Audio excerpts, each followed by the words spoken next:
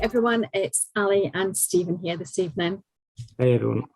And we are the Mindset Junkies. And here we are again, bringing it to our usual Mindset Junkie YouTube format, a usual discussion around all things health, well-being and mindset. And this evening, we want to talk about how to embrace negative feelings. And we felt that this was a good topic to discuss today, as we often see a lot of posts from people, celebrities, gurus, influencers talking about the super positive aspects of their life. And, see an awful lot of people who pull down positive posts, put them up on their on their Facebook profile or their Instagram profile. But you actually know that behind the scenes, they're struggling.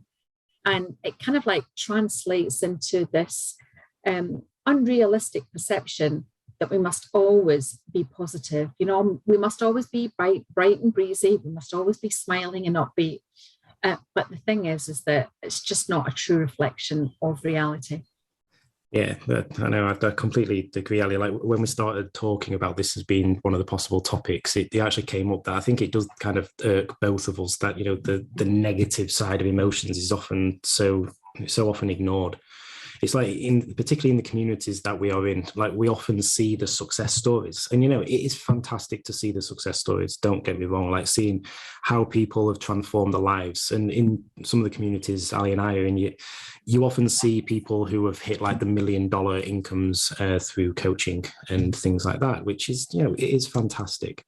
So how they're basically broadcasting how they are basically living this super, super positive experience. And in many of these cases, it's a way for them to then potentially sell more of their product because, people see it and think, yeah, I want that. They basically appear bulletproof, as though there's never any negativity that potentially enters their life. And, I know I'm generalizing this. It isn't just kind of that group of people, but as Ali said, it's kind of celebrities, gurus, it's all that kind of thing that what we see is this facade that goes on. It's like we often see the image of it's the, what do you call it, the pedestal, where you got first, second and third place. And then you've got everything that sits underneath it. It's like all of the challenges, all of the pain, all of the suffering, all of the difficulties, all of the sleepless nights, all of the different injuries, like all these different things that actually had to happen for then these people who are essentially successes, who have won, like say a gold medal or something like that, what they actually had to go through to get to that stage. Negative emotions are a very, very important part of our life. And the thing is, paying too much attention to all of the positivity can actually be toxic itself. Like often we look at life and think, right, I don't want to focus on the negative side of things. I only want to focus on the positives. But being positive can actually really, really hinder us. So what I'd like you to do is just reflect for a moment. Just sit back and just think. Have you ever thought, it's actually quite tough here right now with everything that's going on in my life? I think we all have. And then we look at other experiences that other people are broadcasting, all of their successes, like many of those examples that we've mentioned. And then that may actually begin to beat us down even more because we're like, well, I'm working my butt off here. And I'm still feeling like I am. I'm still not getting to where I actually want to be. Sometimes when we actually view these different things, it actually begins to cast doubt on ourselves. And it kind of makes us think sometimes, like, what's the point? So if we think of some of the goals that Ali and I have often spoken to since the very first episode 1, these views of all of these positive experiences and not being willing to accept some of these negative feelings can actually be a way that we do actually give up on our goals or how we may begin to see them slip.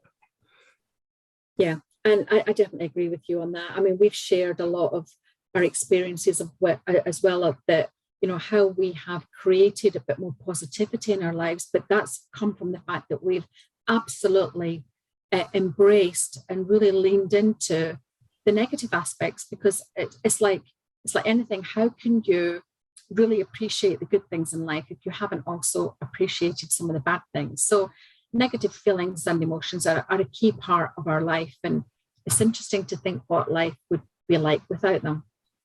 Yeah, I don't know. I completely get it. It's like, without negative emotions, it's like, what would you be doing? You'd be basically living constant euphoria. And in my opinion, I think it would be absolutely exhausting to be just positive all of the time and have no negative outlook at all.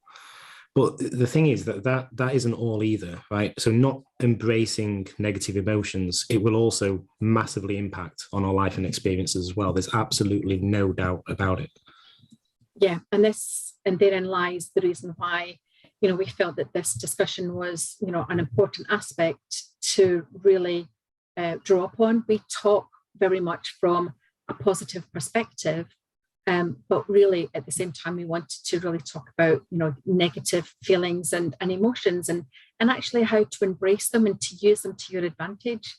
And last week, we explored talking about calculated risks and negative feelings that go with that as a natural sort of bedfellow. And, emotions are a very key part of actually taking calculated risks. Yeah. So it's a very relevant topic for last week. So if you haven't actually seen last week's one, then these two topics go together really, really well. And when we were talking about this as being a topic that we were going to talk about, it kind of came up. It was actually around a LinkedIn post that I'd seen it was promoting a TED Talk. And this TED Talk was by a psychologist called Susan David. Susan David. Sorry, I thought it was Davis. And she basically conducted a survey, and it was across 70,000 people on this very topic about the way that people embrace positive and negative emotions. And what she actually found in this survey, that around 1/3 of people were found to judge themselves for having so-called bad emotions.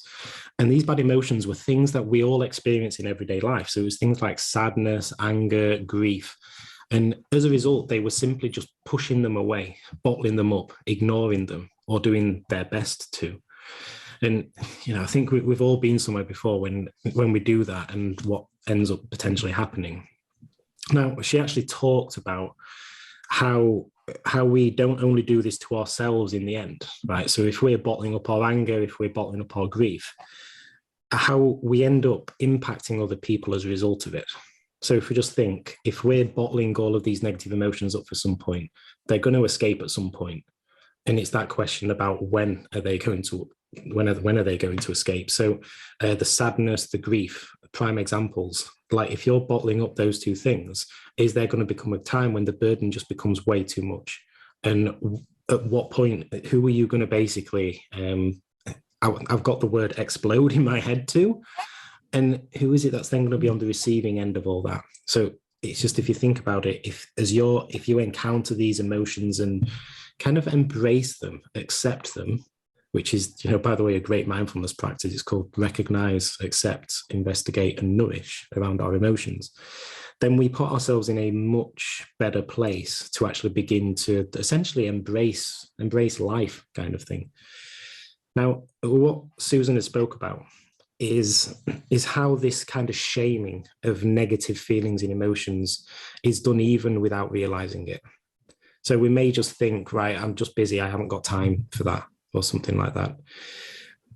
But the other thing as well that she mentioned was that we often neglect to see the true value of actually looking at them head on and actually dealing with them. She talked about how when we force positive feelings and emotions upon ourselves, what we're doing is basically papering over the cracks. The cracks will still be there, that pain, that anger, that sadness, that grief will still be there. There is no doubt about it. All you're doing, if you're ignoring it, is simply papering over those cracks. But it was interesting, the reflection that she went on to give about this was that the way that she treated it is that if you don't choose to embrace them, then what we're doing is missing a huge opportunity to essentially develop life skills in not only ourselves, but in other people as well. Now, Allie mentioned our episode about calculated risk here, right? So I think this is a great example to call upon, because if you're continually masking over your negative emotions, then what chances do you think that you will actually have of spotting a dangerous risk to yourself? problem minimal. Now, however, possibility of positivity, it would undoubtedly kind of shoot down negative experiences associated with the risk. If we're focusing purely on the positive aspects of things, like any kind of negativity that comes into play, it'd be like, yep, I'm just going to discount that because I just need to look here where all the kind of the goodness, all the greatness is and all the awesomeness is. And in some kind of lighter senses here, I have fell for this trap myself, and Allie, I'm sure that you have too. Like one prime example is investing in kind of the growth of my business, that, being kind of blinkered by some of the sales tactics around, positive things of like, oh yeah, think of all the customers you can get and all the different engagement and how many people you can help and all that kind of thing. And you think, right, well, actually, yeah, that actually sounds really good. Where what you're not thinking about is then about all of the endless hours of work that you then need to put in to develop the content to go and support the model that person is actually beginning to sell to you. So basically, as I say with it, I think we just have to be a realist in this sense, in that we have positive emotions, we have negative emotions. And basically the balance between these two is so important. And basically Susan, she went on to explain a little bit about people who do attempt to hide from negative feelings and emotions. It's kind of like how they're doing it in order to protect themselves. They may be saying to themselves that I just want this feeling to go away. And with a reference to what I'd mentioned before about this missing this huge opportunity, this might be the thing that we're telling ourselves. But as I'd mentioned with the type of practice, instead of just ignoring it and just hoping that it actually goes away, we can actually learn a lot more in our life by just sitting with it, just observing it, just noticing it and using it to our advantage as well. So what she then went on to talk about was about how, if this is your attitude towards negative emotions, how this is, to be very, very blunt, you only want what dead people have. So it's basically to be never inconvenienced by negative feelings or emotions in your life. Negative feelings and emotions, as we've emphasized, they are a vital part of our life. If we didn't have both, then in my opinion, obviously in Susan's opinion, probably in Allie's opinion, and probably many other people's opinions and experiences, we wouldn't live a very happy life, to be fair. They are a very, very important part of what we do. If you don't embrace them, I don't think, and Susan mentioned as well, that you would not have a fulfilling or meaningful life, career, family, health, wealth, and so on. Because what negative emotions do is they actually bring an element of balance to what we do. They're so important to our life. So what she concluded with was, discomfort is the price of admission to a meaningful life.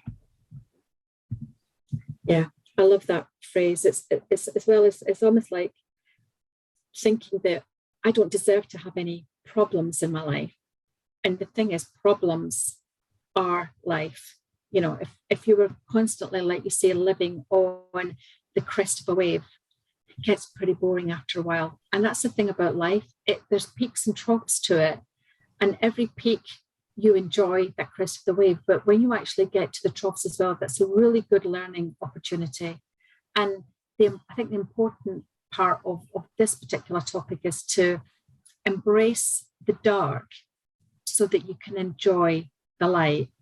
But at the same time, you don't want to remain in the dark for too long. And we'll talk about in some of our other episodes is techniques to use to actually, settle yourself in the dark and embrace it and lean into it, but have techniques that help you very quickly get out of it and get that momentum going so that you are back up on the crest of a wave again. And this is why we do, what we do.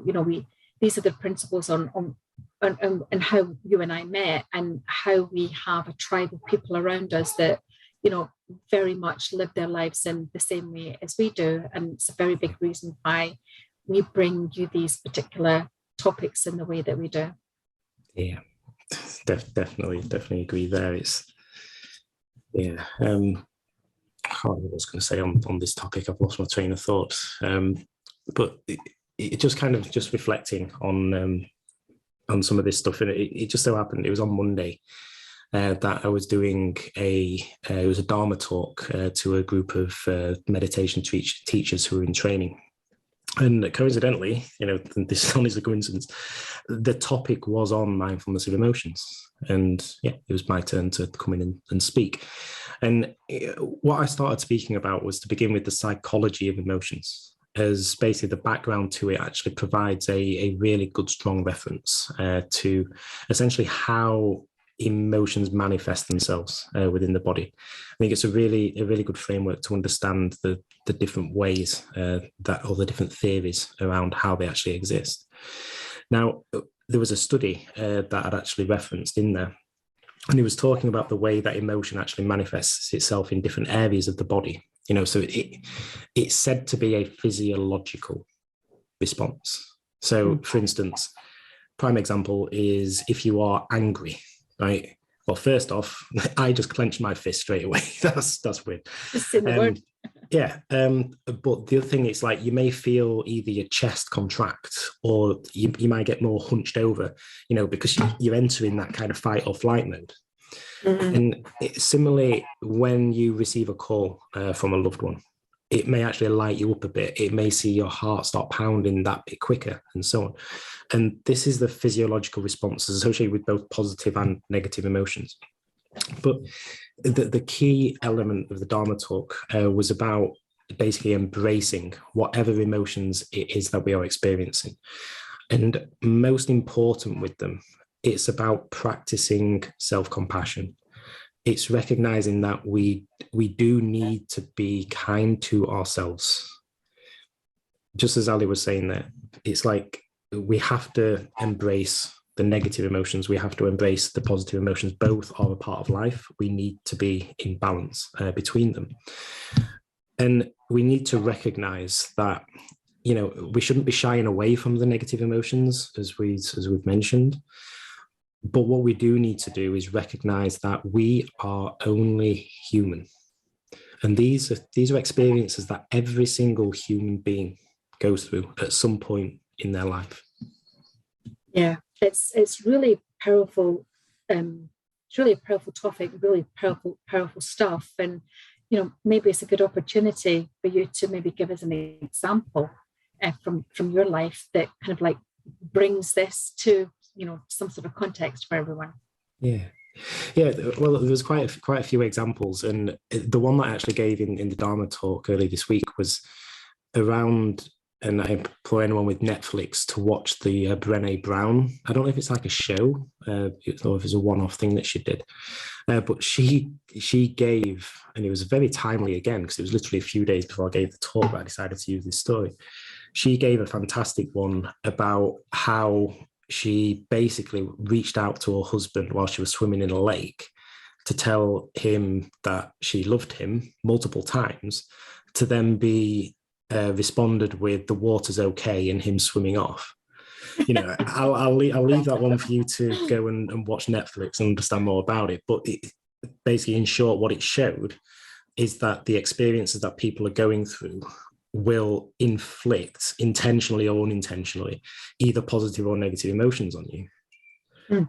And the reality is that Brené was experiencing the negative emotions associated with that because she was like, what the hell? I did not expect that response.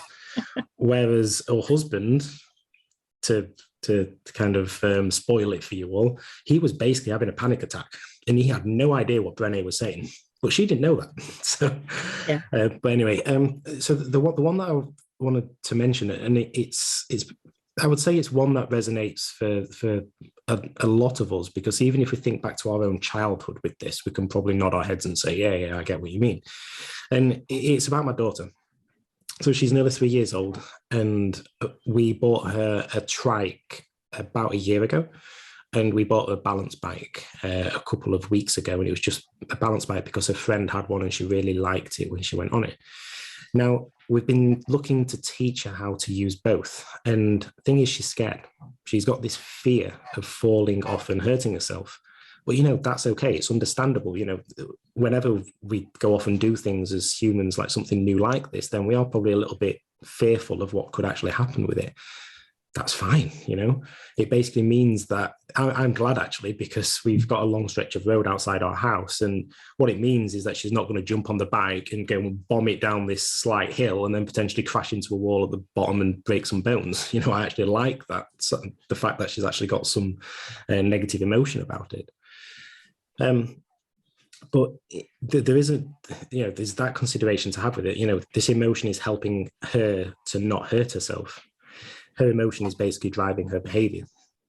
Safety for us as parents, we're really thankful for it. But then there's another balance to consider for this, and this is where I begin to balance the positive emotions. So the thing that actually got us to buy her the balance bike is because we went out to a local forest with a friend. And at the end of the trip, they pulled his balance bike. He's the same age as her. Balance bike out of the car and put his helmet on, and he was bombing around the place. And my little one loved it. She was running after him. She was chasing. She was screaming. And then she had a go, and she really, really liked it. She wasn't scared. She was just going ahead and doing it. It's because she saw her friend doing it, and she was confident in actually doing it and going ahead and essentially not crashing. So, I think this brings to life a really good example, because it shows that, firstly, we may be influenced by other people in essentially having a positive emotion, which then leads us to go and do something that ends up being a success. But then there may be times when potentially we may begin to doubt ourselves a little bit. And that's still okay. You don't have to be always on, always experiencing these things, always, kind of doing what other people may expect, kind of thing. And as for my little one, I know that she will get there. She will definitely get there. She's making progress every single ride. But what about yourself, Allie? Do you have any stories that resonate? Well, I have too many to mention, but me, I like to be raw in terms of sharing some of my experiences with the viewers. So the one that sort of really comes to mind when we were talking about this particular topic was, it was a situation I had at work a number of years ago. And I was actually doing quite a stressful job. And I had literally no team around me because it was a new part of the organisation. I had a boss who had inherited me, but wasn't really invested. And I was working crazy hours. I mean, I was literally on call 24/7. Which meant that I was even working when I was on holiday. And, because I felt that I couldn't let go of the work that I was responsible for in case something bad happened, and that the finger would ultimately point at me if things went wrong. So because of this crazy kind of vicious circle, I was frazzled. And every day I was massively overwhelmed. I wasn't sleeping. My health was suffering. My relationship with myself and my husband was suffering. I became an emotional eater. I doubted myself. I just couldn't see how I was ever going to get off the merry-go-round of constant stress. And worst of all, there was no way I was going to admit to these feelings that I had, because I would essentially be signposting people to perceive me as being, weak, unreliable, and incapable. So all that happened was the negative feelings continued to grow within and became more persistent. And I knew what was happening, but I ignored those negative feelings, and I suppressed everything and continued to put on a brave face and ensure that I was seen as adding value and being more than capable. And this all happened at the same time that I was going through the menopause, which definitely was a contributing factor. And it's kind of why I'm so passionate about supporting peri and menopausal women, especially in the workplace. So it was, I was after a trip down to one of our other offices. I was literally catching the train on the way home, and I literally broke down. And it was really the smallest thing that kind of like pushed me over the edge. It was, a cancelled train, rushing to get on the next one, and then no seats because it was overbooked, because there was essentially 2 full trains that were still trying to occupy one train, having to stand for 2 hours all the way home on the hottest day of the year in a carriage that had no air conditioning. And I just literally broke down. And I have to say, it was not a pretty sight. And my husband took one look at me when he picked me up from the station, and he said, "That's it, Allie, enough." So I took some time out from work to sort of process what was going on in my head. And I recognized that rather than ignore all the feelings that I had been ignoring and I'd been sort of like masking, I really had to completely lean into them. I made myself feel everything in, to the optimal level. I didn't shy away from a single negative thought or feeling. And it was very hard and very scary, but at the same time, probably one of the most cleansing experiences I've ever had.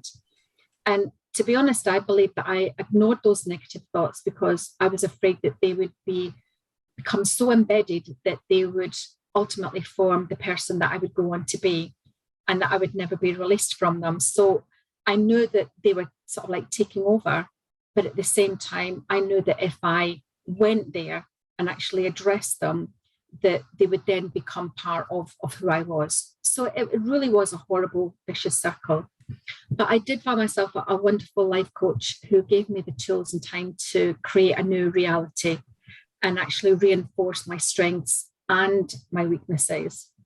And what I ultimately realized is that what I thought were my strengths had in fact been the stick that I used to injure myself.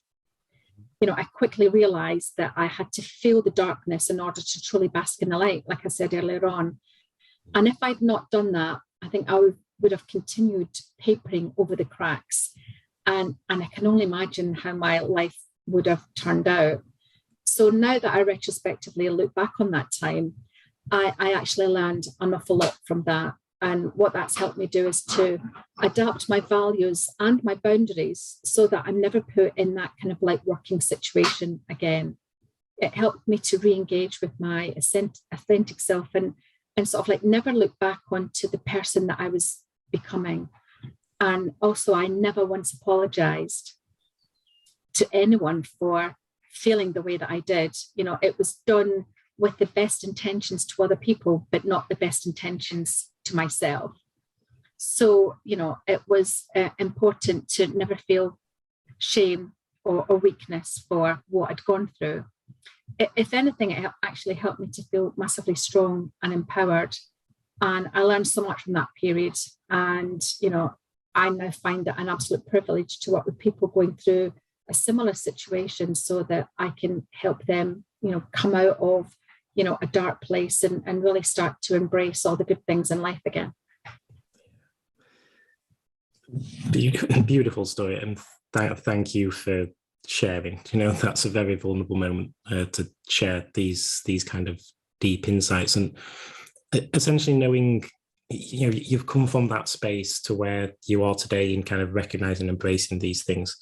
I think it's some key points that I think for those listening to this, they should really kind of pay attention, is that this story kind of emphasizes the point that we've made about if we are ignoring the negative emotions, then basically we are papering over the cracks, and at some point they will surface, and it's a case of when they will surface, where they will surface, and how they will surface. Yeah. And I think there was another key point that you mentioned, that you shouldn't ever feel as though you're alone with these things. And if you feel as though there isn't somebody in your life you can actually come to and talk about some of these emotions that maybe you don't really want to talk about, then there are a number of options there.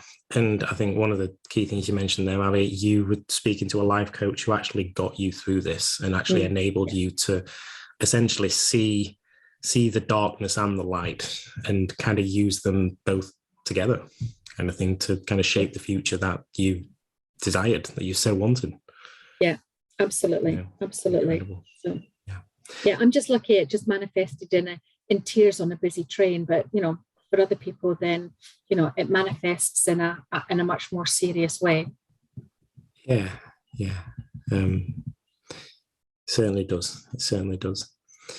So thank you for sharing once again, and thank you for everybody who has tuned in and listened in.